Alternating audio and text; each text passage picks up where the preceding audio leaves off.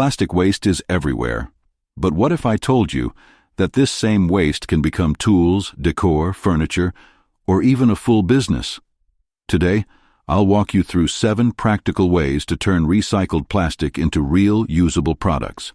From simple DIY hacks to serious production methods. Let's start small. Method 1. The tin can mold. All you need here is waste plastic, a clean tin can, and a heat gun. No shredding, no fancy machines. Drop the plastic straight into the can. Apply heat slowly. As it melts, press it down, layer by layer. Once the can is full, insert a wooden handle with small notches so the plastic grips as it cools. Clamp it down. Let it set. Peel away the tin, and you're left with a solid, heavy-duty plastic mallet. Simple, cheap, effective.